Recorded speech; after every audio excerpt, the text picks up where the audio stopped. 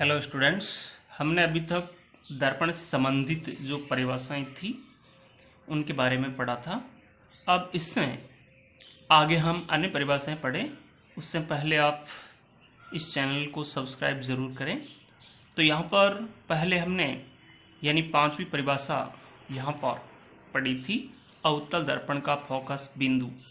अब इससे आगे हम उत्तल दर्पण का जो फोकस बिंदु है यानी जो उत्तल दर्पण है इसके फोकस बिंदु को यदि हम परिभाषित करें तो देखें, जो हमने अवतल दर्पण का जो फोकस बिंदु पढ़ा था उसी के आधार पर, जैसे कि मुख्य अक्ष के समांतर जब कोई प्रकाश की किरणें अवतल दर्पण पर आपतित होती है, कौन से दर्पण पर आपतित हो?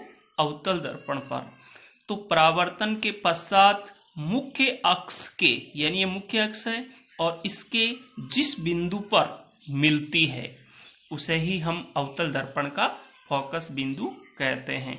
तो उसके अंदर ये देखा, अब यहाँ पर हम कह रहे हैं उत्तल दर्पण का जो फोकस बिंदु है इसके लिए हम कहेंगे कि मुख्य अक्ष के समांतर, यानी रेखा समांतर है, ये मुख्य अक्ष के समांतर, ये भी समांतर, ये भी मुख्य अक्ष के समांतर।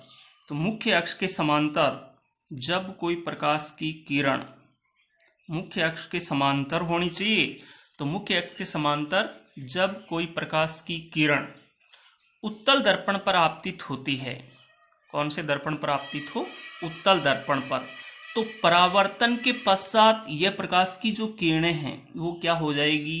फैल जाएगी। उत्तल दर्पण है तो यह फैला देता है, अपसारित करता है प्रकाश की किरणों को।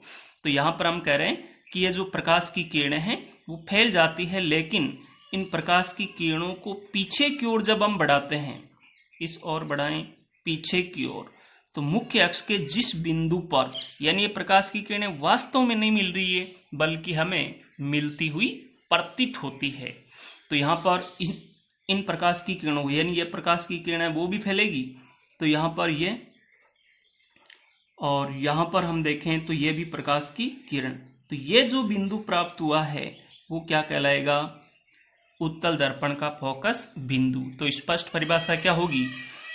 मुख्य अक्ष के समांतर, परिभाषा होगी मुख्य अक्ष के समांतर जब कोई प्रकाश की किरण या किरणें, मुख्य अक्ष के समांतर जब कोई प्रकाश की किरणें उत्तल दर्पण पर आपतित होती है तो परावर्तन के पश्चात फैल जाती है।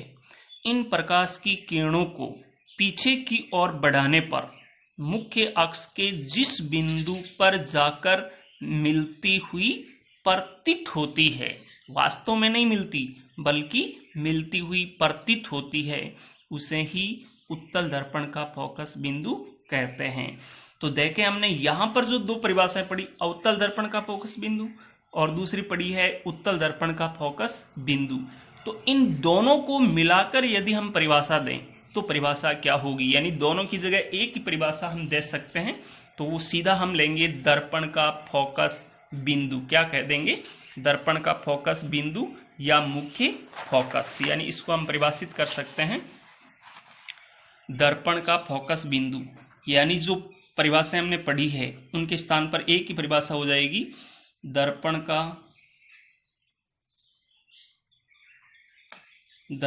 का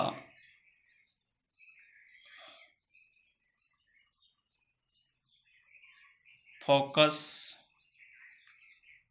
बिंदु, दर्पण का फोकस बिंदु, या इसको हम कह सकते हैं मुख्य फोकस। क्या नाम दे सकते हैं? मुख्य फोकस। यानी वो जो दो परिभाषाएं हमने पढ़ी उसके स्थान पर एक ही परिभाषा से हम इनको स्पष्ट कर सकते हैं। तो यहां पर अगर हम परिभाषा दें तो यहां पर परिभाषा होगी कि मुख्य अक्ष के समांतर जब कोई प्रकाश की किरण अवतल या उत्तल दर्पण पर आपतित होती है, यानी अवतल या उत्तल दर्पण पर आपतित होती है, तो परावर्तन के पश्चात मुख्य अक्ष के जिस बिंदु पर मिलती है या मिलती हुई प्रतीत होती है, यानी मिलती है यह शब्द हो जाएगा अवतल दर्पण के लिए, और मिलती हुई प्रतीत होती है यह शब्द होता है उत्तल दर्पण के लिए। तो परिभाषा क्या हो जाएगी, यानी दर्पण का फोकस बिंदु या मुख्य फोकस, इसकी जो परिभाषा है वो होगी कि मुख्य अक्ष के समांतर जब कोई प्रकाश की किरण अवतल या उत्तल दर्पण पर आपतित होती है तो परावर्तन के पश्चात मुख्य अक्ष के जिस बिंदु पर मिलती है या मिलती हुई प्रतीत होती है उसे ही दर्पण का फोकस बिंदु या मुख्य फोकस कहते हैं। अब इसके बाद में अगली जो परिभाषा होगी वो होगी फोकस दूरी। अगली परिभाषा वो होगी फोकस दूरी। अगली परिभाषा है फोकस दूरी, यानी इससे पहले जो हमने पढ़ा है कि जो दर्पण का फोकस बिंदु है इसको हम दर्शाते हैं कैपिटल एफ से। फोकस बिंदु को किसे दर्शाते हैं, कैपिटल एफ से। तो फोकस दूरी की परिभाषा क्या होगी, वही कि मुख्य अक्ष के समांतर जब कोई प्रकाश की किरण, मुख्य अक्ष के समांतर जब कोई प्रकाश की किरण अवतल या उत्तल दर्पण पर आपतित होती है तो परावर्तन के पश्चात मुख्य अक्ष के जिस बिंदु पर मिलती है या मिलती हुई प्रतीत होती है उसे हमने क्या नाम दिया, दर्पण का फोकस बिंदु या मुख्य फोकस। अब यहां पर सीधी परिभाषा होगी कि मुख्य फोकस को हम किससे दर्शाते हैं, कैपिटल एफ से। तो यहां पर कैपिटल एफ हो गया और इसके बाद में जो यहां पर इसका दर्पण का जो ध्रुव होगा तो यहां पर ध्रुव को हमने किससे दर्शाया था, पी से। ध्रुव को किससे दर्शाया, पी से। तो यहां पर हम कह सकते हैं कि मुख्य फोकस तथा ध्रुव के बीच की दूरी, यानी मुख्य फोकस और किसके बीच की दूरी, ध्रुव के बीच की दूरी क्या कहलाएगी, फोकस दूरी। और फोकस दूरी को हम स्मॉल एफ के द्वारा व्यक्त करेंगे, यानी फोकस दूरी है उसको हम किससे व्यक्त करते हैं, स्मॉल एफ से। तो यहां पर हम देख सकते हैं जैसे कि हम इन परिभाषाओं के बारे में, जैसे यहां पर अवतल दर्पण है तो यहां पर हो गया ये ध्रुव, दर्पण का क्या है, ये ध्रुव है। तो ध्रुव और ये क्या है, मुख्य फोकस, इन दोनों के बीच की जो दूरी है उसको ही हम क्या कहते हैं, फोकस दूरी। क्या कहेंगे, फोकस दूरी। और इसको हम स्मॉल एफ के द्वारा व्यक्त करेंगे। तो यहां पर परिभाषा क्या हो गई फोकस दूरी की, कि गोलीय दर्पण के ध्रुव तथा मुख्य फोकस के बीच की दूरी को फोकस दूरी कहते हैं। तो यह तो थी दर्पण से संबंधित परिभाषाएं। अब देखो यहां पर अलग अलग बिंदु हैं कि यहां पर यह हो गया गोलीय जो दर्पण है, वक्राकार इसका पृष्ठ है, तो इसका गोले का केंद्र बिंदु वक्रता केंद्र है, जहां पर यह प्रकाश की किरणें मुख्य अक्ष के जिस बिंदु पर मिलती है उसको हम क्या नाम देते हैं, फोकस बिंदु। यहां से यहां तक की दूरी, यानी ध्रुव से मुख्य फोकस के बीच की दूरी को फोकस दूरी कहेंगे। यह जो रेखा है वो क्या है, मुख्य अक्ष। तो यहां पर यह दर्पण है अवतल दर्पण, इसलिए इसको क्या नाम देते हैं, अभिसारी दर्पण। क्यों दे रहे हैं, क्योंकि ये जो मुख्य अक्ष के समांतर आने वाली प्रकाश की किरणें हैं इनको यह एक बिंदु पर मिलाता है, इसी कारण इसका नाम क्या है, अभिसारी दर्पण। इसी प्रकार अब यहां पर आगे वही ये ध्रुव और ये मुख्य फोकस, इनके बीच की दूरी, ध्रुव तथा मुख्य फोकस के बीच की दूरी को या फोकस बिंदु के बीच की दूरी को क्या कहेंगे, फोकस दूरी। और स्मॉल एफ से इसको व्यक्त करते हैं। यह वक्रता केंद्र है जो कि इस गोले का केंद्र होगा। यह प्रकाश की किरणें इस बिंदु पर मुख्य अक्ष को काट रही है, तो यहाँ पर काटती हुई प्रतीत हो रही है। यह दर्पण है उत्तल दर्पण, इसलिए यहाँ पर यह इधर जा रही है, फिर यानी उत्तल दर्पण है वो प्रकाश की किरणों को फैला रहा है, इसी कारण इसको क्या बोलते हैं, अपसारी दर्पण। लेकिन इन प्रकाश की किरणों को जब हम पीछे की ओर बढ़ाते हैं तो यह जिस बिंदु पर, मुख्य अक्ष के जिस बिंदु पर मिलती हुई प्रतीत होती है, वास्तव में नहीं मिल रही बल्कि हमने इनको पीछे की ओर बढ़ाया है, तब ये मिलती हुई प्रतीत होती है। इस कारण यहाँ पर यह जो जहां पर मिल रही है इस बिंदु को क्या कहते हैं, फोकस बिंदु या मुख्य फोकस। अब इसके बाद में आगे हम पढ़ेंगे कि गोलीय जो दर्पण है इससे प्रतिबिंब निर्माण के जो नियम है, यानी अगला जो बिंदु है कि गोलीय दर्पण से प्रतिबिंबों का निर्माण है वो किस प्रकार होता है। तो यहां पर हम लेंगे गोलीय दर्पण से प्रतिबिंब निर्माण के नियम। गोलीय दर्पण से प्रतिबिंब निर्माण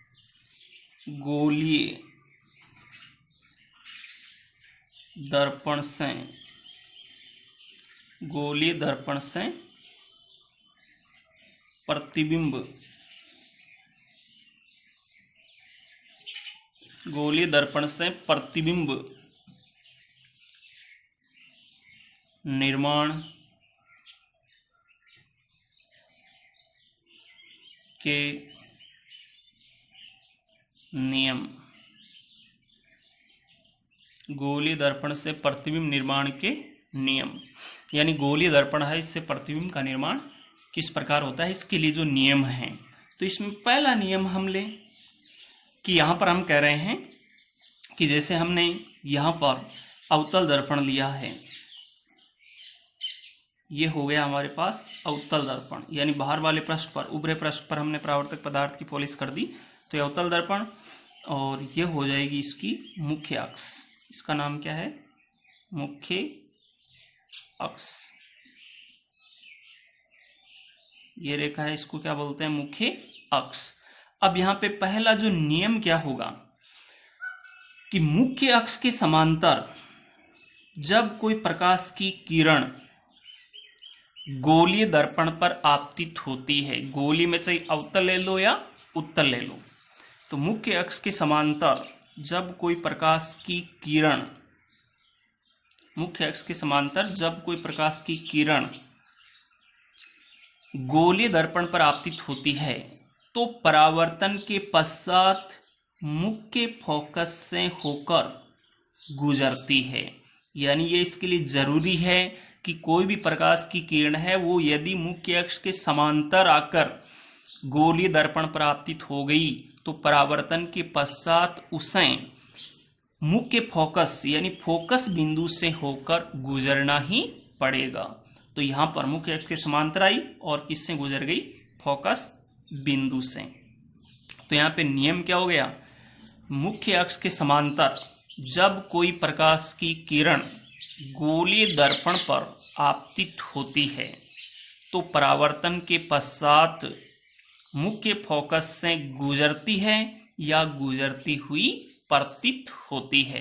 तो गुजरेगी तो किसमें, अवतल दर्पण में, ये हो जाएगा अवतल दर्पण। और जो उत्तल दर्पण है उसके लिए हम कहेंगे उत्तल दर्पण। तो उत्तल दर्पण के लिए यहाँ पर जो होगी कि जैसे कि हमने यहाँ पर ले लिया दर्पण, कौन सा, उत्तल दर्पण, और ये हो जाएगी मुख्य अक्ष। ये क्या है, यहाँ पे मुख्य अक्ष है। अब यहाँ पर हम कह रहे हैं कि मुख्य अक्ष के समांतर आ रही है प्रकाश की किरण, तो अब यह दर्पण क्या कर देगा, इस प्रकाश की किरण को फैला देगा। क्या कर देगा, फैला देगा। यानी मुख्य अक्ष के समांतर आ रही है लेकिन इस दर्पण ने इस प्रकाश की किरण को क्या कर दिया, फैला दिया। अब इसको हम पीछे की ओर बढ़ाते हैं तो ये मुख्य फोकस से गुजरती हुई हमें प्रतीत होती है। मुख्य फोकस से गुजरती हुई क्या होगी, प्रतीत। तो नियम क्या बन गया, यानी यहाँ पर नियम हुआ कि मुख्य अक्ष के समांतर जब कोई प्रकाश की किरण गोलीय दर्पण पर आपतित होती है तो परावर्तन के पश्चात मुख्य फोकस से गुजरती है या गुजरती हुई प्रतीत होती है। तो यह मुख्य अक्ष के समांतर अगर कोई प्रकाश की किरण आएगी तो वो हमेशा ही मुख्य फोकस से गुजरेगी या गुजरती हुई प्रतीत होगी। यह है पहला नियम। अब इसके बाद में इसका जो दूसरा नियम है इसी का विपरीत हम कह देंगे कि यहां पर जैसे कि हमने लिया ये अवतल दर्पण, यानी यहां पर दर्पण कौन सा लिया हमने, अवतल दर्पण, तो यहां पर यह हो जाएगी मुख्य अक्ष और ये इसका क्या हो जाएगा, ध्रुव है। तो यहां पर इसमें हम क्या कहेंगे कि इसमें तो हमने कहा यानी इस नियम में हमने कहा कि मुख्य अक्ष के समांतर आएगी तो F बिंदु से होकर गुजरना पड़ेगा। अब हम कह रहे हैं कि यदि कोई प्रकाश की किरण है वो F बिंदु से गुजरती हुई गोलीय दर्पण पर आपतित होती है, F बिंदु है ये, और इससे गुजरती हुई F बिंदु से गुजरती हुई गोलीय दर्पण पर आपतित होती है, तो परावर्तन के पश्चात मुख्य अक्ष के क्या हो जाएगी, समांतर। अब उसका विपरीत नियम हो गया ये कि उसमें था मुख्य अक्ष के समांतर आ रही है तो F बिंदु से गुजरना पड़ेगा। इसमें क्या है कि F बिंदु से यदि कोई प्रकाश की किरण आ रही है, F बिंदु से गुजरती हुई कोई प्रकाश की किरण आ रही है तो उस किरण को मुख्य अक्ष के समांतर होना पड़ेगा। तो यहां पर इसी प्रकार यह तो था अवतल दर्पण, यह है अवतल दर्पण, और यह हो जाएगा। आगे हम पढ़ेंगे उत्तल दर्पण के लिए आरेख बनाएं, तो यहां पर यह हो जाएगा कौन सा दर्पण, उत्तल दर्पण। तो यह हो गई मुख्य अक्ष। अब यहां पर हम कह रहे हैं कि जो प्रकाश की किरण है, जैसे ये कोई प्रकाश की किरण है और यह प्रकाश की किरण F बिंदु से आती हुई हमें प्रतीत हो रही है, किस बिंदु से आती हुई प्रतीत हो रही है, F बिंदु से। तो परावर्तन के पश्चात क्या होगा, मुख्य अक्ष के ये क्या हो जाएगी, समांतर। परावर्तन के पश्चात मुख्य अक्ष के क्या हो जाएगी, समांतर। तो दूसरा नियम क्या हो गया कि मुख्य अक्ष के समांतर, पहला नियम था। अब देखिए दूसरा कि जब कोई प्रकाश की किरण फोकस बिंदु से गुजरती है या गुजरती हुई प्रतीत होती है तो परावर्तन के पश्चात मुख्य अक्ष के समांतर हो जाती है। सीधा सा अर्थ है कि F बिंदु से अगर कोई प्रकाश की किरण आ रही है तो उसको फिर किसके समांतर होना पड़ेगा, मुख्य अक्ष के। चाहे अवतल हो या उत्तल दर्पण, दोनों के लिए यहां पर समान नियम होगा, उत्तल दर्पण। तो यहां पर हमने पढ़ा था, पहले नियम के अंदर हमने पढ़ा कि मुख्य अक्ष के समांतर है तो F बिंदु से गुजरेगी। यहां पर हम कह रहे हैं कि F बिंदु से अगर गुजरती हुई आ रही है या आती हुई प्रतीत होती है तो फिर वो किसके समांतर हो जाएगी, मुख्य अक्ष के। यहां पर भी देखो कि F बिंदु से आती हुई प्रतीत हो रही है और यह जो प्रकाश की किरण है वो परावर्तन के पश्चात मुख्य अक्ष के क्या हो जाएगी, समांतर। तो यह था यहां पर दूसरा नियम। अब यहां पर तीसरा नियम हम ले, तीसरे नियम के रूप में हम कह सकते हैं कि कोई प्रकाश की किरण है जो कि वक्रता केंद्र से गुजरती हुई, यानी प्रकाश की किरण है, कोई भी हमने प्रकाश की किरण ली और वो वक्रता केंद्र से गुजरती हुई अवतल या उत्तल दर्पण पर यानी गोलीय दर्पण पर आपतित होती है। यानी यह हमने मान लिया कि यहाँ पर क्या है, वक्रता केंद्र। तो यह प्रकाश की किरण है वो किससे होकर आ रही है, वक्रता केंद्र से, यानी C से, वक्रता केंद्र से गुजरती हुई किस पर गिर रही है, गोलीय दर्पण पर। तो परावर्तन के पश्चात उसी दिशा में वापस लौट जाएगी। तो यहाँ पर हम कह रहे हैं कि जब कोई प्रकाश की किरण वक्रता केंद्र से गुजरती हुई गोलीय दर्पण पर आपतित होती है तो परावर्तन के पश्चात उसी पथ पर वापस लौट जाती है। तो यहाँ देखो वक्रता केंद्र से आ रही है और वापस भी वक्रता केंद्र से ही, यानी उसी पथ पर वापस चली जाएगी। यह तो था अवतल दर्पण। इसी प्रकार उत्तल दर्पण के लिए भी हम कह सकते हैं, यह था अवतल दर्पण। अब उत्तल दर्पण के अंदर भी यही प्रक्रिया होगी कि यह कौन सा दर्पण है, उत्तल दर्पण। अब यहाँ पर हम कह रहे हैं कि प्रकाश की किरण है जो किससे होकर आ रही है, वक्रता केंद्र से। ये वक्रता केंद्र है, यानी इसके अंदर हम देखें कि प्रकाश की किरण है वो किससे आ रही है, यानी इस स्थिति के अंदर इसको हम दूसरे तरीके से भी व्यक्त करेंगे। तो यहाँ पर देखें इसके अंदर कि प्रकाश की किरण है वो किससे होकर आ रही है, यानी यहाँ पर प्रकाश की किरण, वापस देखें उत्तल दर्पण के लिए, उत्तल दर्पण ले रहे हैं हम यहाँ पर। तो यहाँ पर ये दर्पण हो गया, अंदर पॉलिश कर दी तो उत्तल दर्पण, ये हो जाएगी इसकी मुख्य अक्ष। अब यहां पर हम कह रहे हैं इसके बारे में कि यह जो प्रकाश की किरण है तो यह वक्रता केंद्र उत्तल है तो प्रतीत होगी हमें, तो यहां पर हम कह रहे हैं कि यह प्रकाश की किरण है कोई, और वो यहां पर वक्रता केंद्र से वक्रता केंद्र है उससे गुजरती हुई प्रतीत होती है, यानी उससे गुजरती हुई प्रतीत होती है। तो परावर्तन के पश्चात यह प्रकाश की किरण वापस उसी पथ पर लौट जाती है।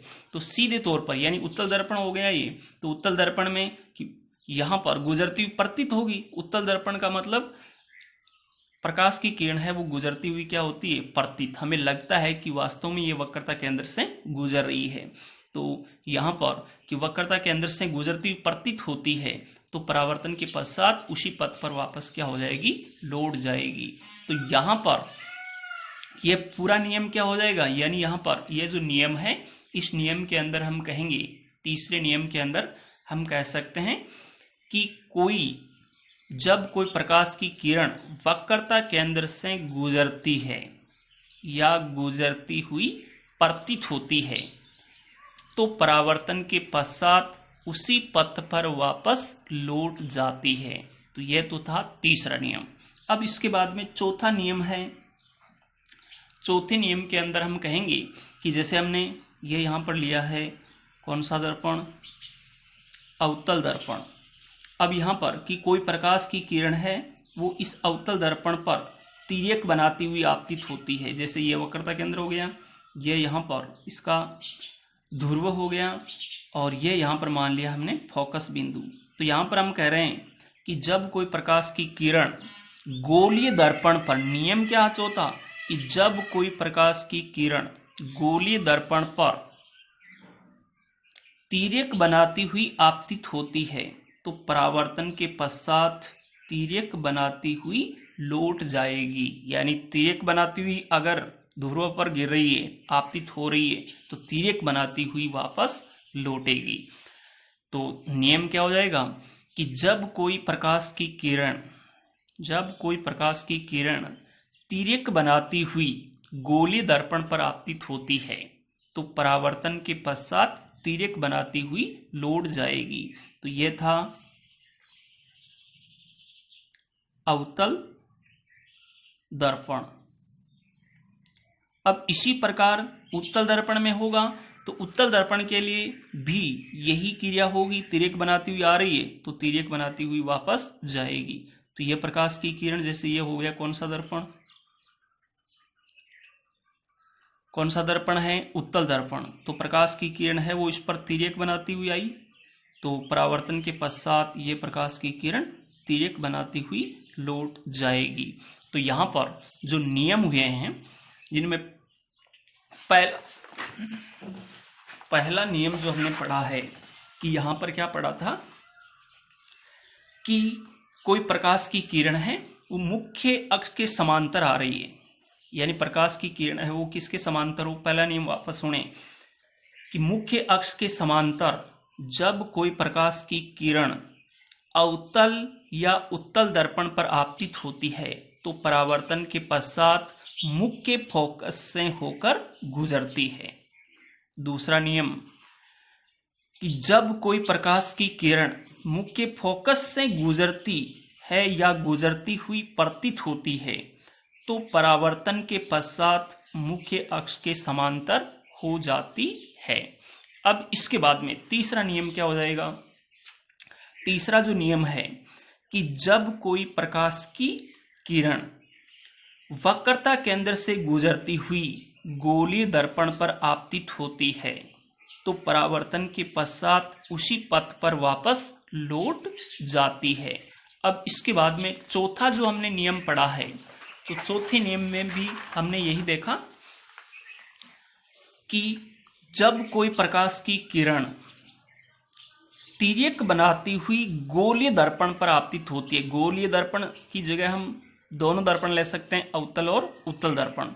तो जब कोई प्रकाश की किरण गोलीय दर्पण पर अर्थात अवतल या उत्तल दर्पण पर तिर्यक बनाती हुई आपतित होती है तो परावर्तन के पश्चात तिर्यक बनाती हुई वापस लौट जाएगी। यानी तिर्यक बनाती हुई आई है ना, तो उसको तिर्यक बनाते हुए वापस जाना पड़ेगा। तो यह तो थे गोलीय दर्पण से प्रतिबिंब निर्माण के नियम।